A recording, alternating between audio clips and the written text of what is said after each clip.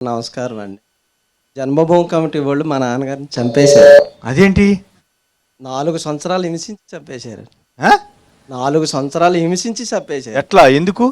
మాకు మా నాన్నగారికి 1981లో ఎకరం పొలం ఇచ్చారండి. ఆ, గవర్నమెంట్ వాళ్ళండి. ఎస్సీ మేము మాలండి. ఆ, అది ఎందుకనో కోర్టుల్లో జరిగిందండి. దాంట్లో 16 ఎకరాలు ఇచ్చారండి. 16 మందికి ఇచ్చారు. అందుట్లో మా నాన్నగారు ఒక ఆయనండి. ఏ కారణం చేతో ఒక 8 ఎకరాలు వెనక్కి తీసుకున్నారండి.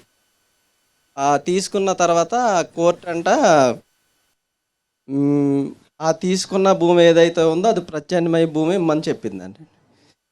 ఈ జన్మభూమి కమిటీలొచ్చాక భూమి లేదు, గీమి లేదు ఇందుట్లోనేనని టీడీపీ కార్యకర్తలు ఒక 100 మంది, లోకల్‌లో ఉన్న నాయకులు వచ్చి ఈ పొలంలో కొలిచేస్తున్నాం మేమని మనిషికి అరెకరాలు చేసేసారండి. అరెకరాలు చేసి ఆ. దాంట్లో పాత లబ్ధిదారులు కాకుండా ఈ టీడీపీ కార్యకర్తలు జడ్పీటీసీ కార్ డ్రైవరు పచ్చిగా చెప్పాలంటే వాళ్ళ ఇంట్లో వాళ్ళకి దగ్గరున్న ఆడపిల్లలకు పనిచేసేవాడు. కూడా ఇచ్చేసారండి. ఆ. వాళ్ళు రోజు వచ్చి గొడవ. ఏ ఊరు? మాది ద్వారక తిరుమల మండలం అండి. ఓకే, పావులూరు అరుగుడు. చెప్పండి. ఫైనల్గా జగనన్న మాకు పాదయాత్రలు వచ్చారండి. ఆ, అప్పుడు మా అమ్మగారు మేము వెళ్ళి ఇలా జరిగిందండి, ఇలాగ అన్యాయం చేసేస్తున్నారని చెప్పామండి.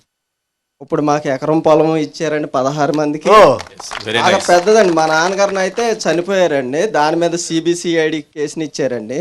ఓకే. ఇప్పుడు జగనన్న మాట ఇచ్చినట్టుగా మాకు ఎకరం పొలాలు వచ్చినాయి, పాస్బుక్లు వచ్చినాయి, లోన్ కూడా పెట్టుకున్నాం సార్ ఒక నెల క్రితం. ఓ,